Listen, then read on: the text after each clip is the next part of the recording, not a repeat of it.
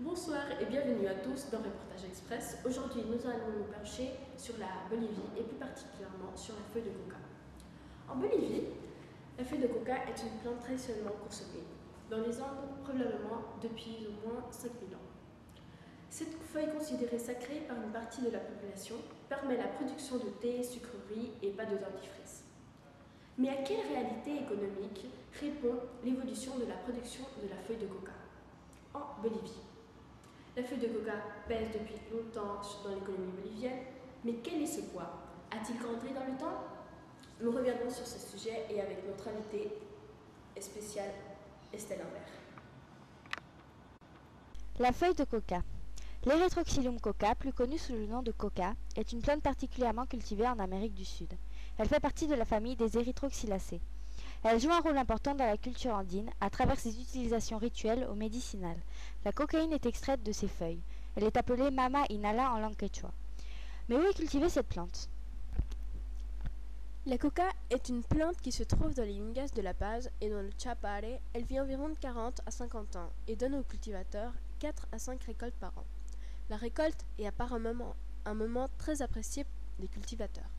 Ce sont les femmes qui récoltent et à cette occasion, elles mettent leurs plus beaux vêtements.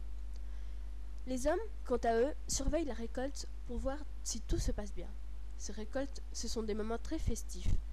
Une fois récoltée, la feuille de coca est soigneusement mise à sécher au soleil, puis mise à l'ombre pour qu'elle garde sa couleur verte. Mais à qui est destinée cette feuille? Depuis des millénaires, la feuille de coca est destinée à l'usage médicinal et aux cérémonies religieuses pour les Andins. Cette petite feuille verte est sacrée depuis toujours et appréciée pour ses vertus. Aujourd'hui, la feuille de coca est principalement consommée dans l'occident de la Bolivie. La coca est encore très utilisée par les Indiens de l'Altiplano, 92% des hommes et 89% des femmes. Actuellement, la feuille de coca fait partie de la vie andine, au même titre que n'importe quelle autre denrée alimentaire. Malgré cela, on ne peut dire que la culture de la coca est indispensable. Ce ne sont pas les ventes de feuilles de coca qui sont importantes pour l'économie bolivienne, puisqu'elles se vendent au moins 5 € le kilo. Dans les années 1980 et 1990, l'économie de la coca a pu représenter entre 6 et 10% du PIB de la Bolivie. À cette époque, l'économie du pays pesait 8 milliards de dollars. Aujourd'hui, le PIB bolivien représente près de 30 milliards de dollars. Le secteur ne pèse plus de 2 à 3% de l'économie bolivienne qui repose sur les exportations du gaz naturel, minerai et soja. Il semblerait que dès la période Inca et Tiwanaku, il n'y eut aucun contrôle sur le commerce de la feuille de coca. La commercialisation de la feuille de coca était réduite uniquement à la Bolivie et au Pérou. La consommation était personnelle car cela faisait partie de leur culture et leur tradition. Cette feuille est toujours échangée dans les marchés andins. De nos temps, la Bolivie ne produit pourtant que 30% des feuilles cultivées dans le monde. On peut trouver de la coca sur tous les marchés boliviens et dans les boutiques appelées coca sociales. Beaucoup de questions se posent pour savoir si cette feuille pourra être commercialisée dans le monde dans les années à venir. L'Organisation mondiale de la santé place pourtant cette substance sur la liste des produits addictifs comme la drogue. La Convention unique sur les stupéfiants des Nations Unies a déclaré la culture de la feuille de coca est illégale. Seule une exception faite pour quelques cultures à usage traditionnel comme en Bolivie et au Pérou. En 2009, l'ONU a mis en place la Convention d'amendement de 1961. Si aucun pays membre ne s'oppose à cet amendement avant la fin de janvier, le marché de la feuille de coca sera autorisé au niveau international.